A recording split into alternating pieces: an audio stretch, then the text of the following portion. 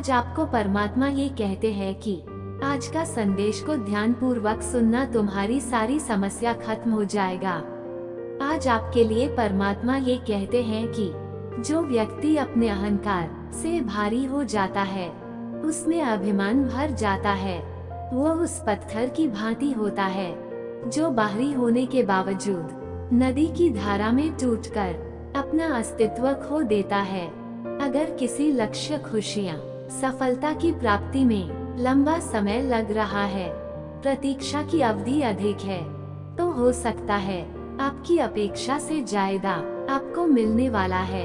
अपने कर्म पर अडिग रहे, पर विश्वास रखें उस ईश्वर पर जो आपके कर्म की परीक्षा ले रहा है। जो लोग जीवन को भूत और अतीत के भरोसे छोड़ देते हैं, उन्हें ईश्वर सावधान करते हैं। जीवन का अर्थ न भूत है न भविष्य, जीवन केवल और केवल वर्तमान है। इसलिए वर्तमान में अपने जीवन को अखंड पूर्वक जिए। ईश्वर कहते हैं कि संगति या साथ, मित्र और साथी मनुष्य के व्यक्तित्व के लिए सबसे महत्वपूर्ण होते हैं। मनुष्य अपने व्यक्तित्व के लिए उत्तरदायी होता है, परंतु मनुष्य संगति में न चाहते हुए भी उसका व्यक्तित्व संगत की भांति हो जाता है। मान लीजिए एक पात्र में जल भरा, दूसरे में दूध और तीसरे में मलिन कीचड़ रखा है।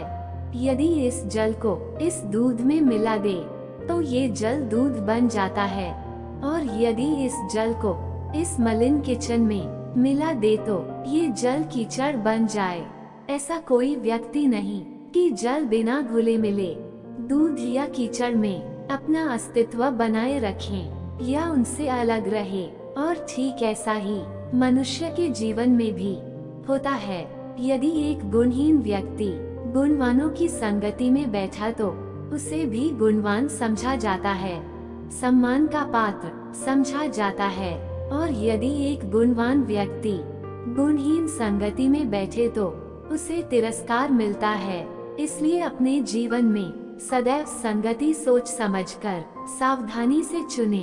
ईश्वर कहते हैं कि वो सब कुछ करो जो तुम्हें करना है, लेकिन लालच से नहीं, अहंकार से नहीं, वासना से नहीं, ईर्ष्या से नहीं, बल्कि प्रेम, करुणा और भक्ति के साथ। ईश्वर कहते हैं नरक के 3 द्वार है, काम, क्रोध और लोभ। जो व्यक्ति कामी प्रवृत्ति का होता है, जिसके मन में लोभ होता है, और जो अत्यधिक क्रोधी स्वभाव का होता है, उसके लिए नरक के द्वार सदैव खुले होते हैं। अर्थात ऐसे व्यक्ति को तो सिर्फ नरक में ही जगह मिलती है।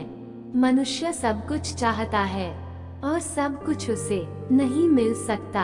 आपको जो मिला उसके लिए पश्चाताप मत करो, और जो आपसे खो गया, जो आपसे अलग हो गया, उसके लिए निराश भी मत हो। ईश्वर कहते हैं मैं सभी प्राणियों के हृदय में स्थित आत्मा हूँ। मैं ही सभी प्राणियों का आदि, मध्य और अंत हूँ। समय एक सा नहीं रहता।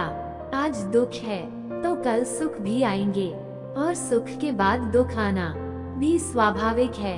ईश्वर कहते हैं मनुष्य भी बड़ा विचित्र प्राणी है।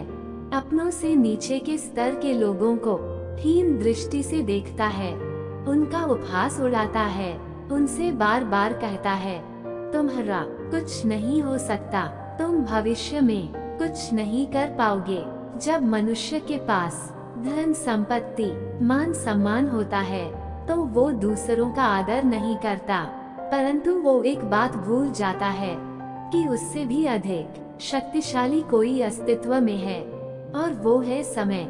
समय अपना चक्र कब बदलेगा कोई नहीं जानता। समय अपनी करवट कब लेगा ये कोई नहीं जानता।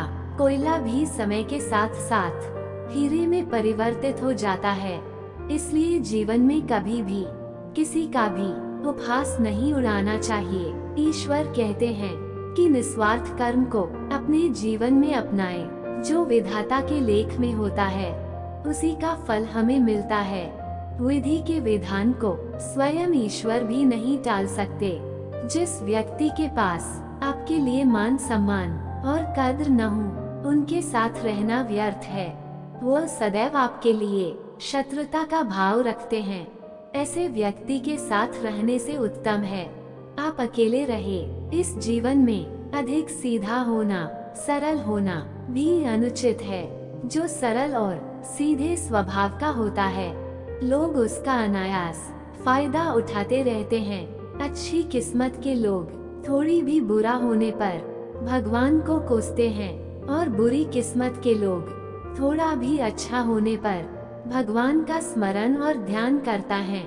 प्रभु अपने भक्तों की सदैव परीक्षा लेकर रहते हैं।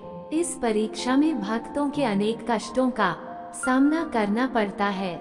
सामान्य लोग इसे अपना दुख मानकर पीछा छुड़ाते हैं, वही सार्थक तथा प्रेमी प्रभु की इच्छा समझकर उसका सामना करता है।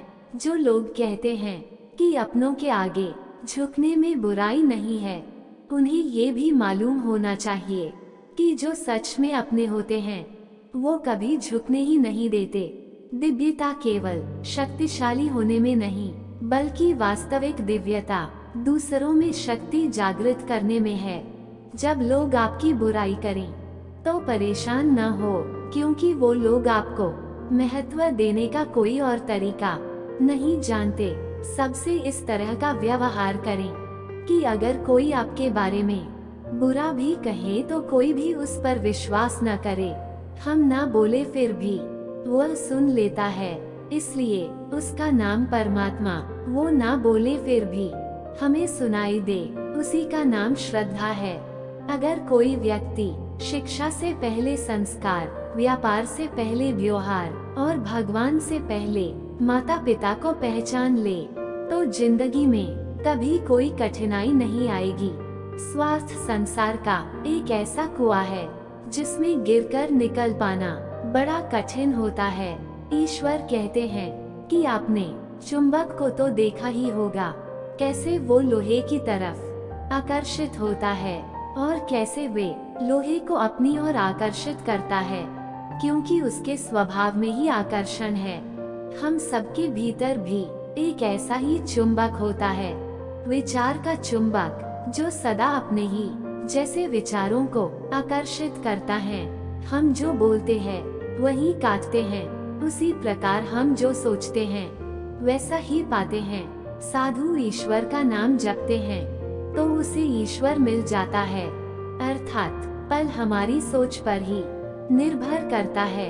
इसलिए हमेशा सकारात्मक सोचें। ईश्वर कहते हैं वो किसी के भाग्य के निर्माता नहीं, व्यक्ति खुद ही अपना भाग्य लिखता है। आप जैसा बीज बोएंगे आप वैसा ही फसल काटेंगे। आप जैसा कर्म करेंगे आपको वैसा ही परिणाम मिलेंगे।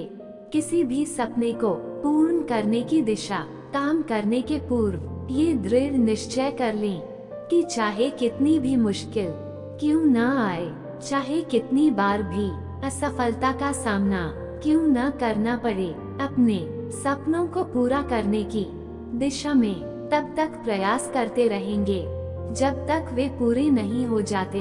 अन्यथा समय निकल जाने के बाद यह मामला रह जाएगा कि काश मैंने थोड़ा प्रयास और किया होता, और सपनों को अधूरा मत रहने दीजिए।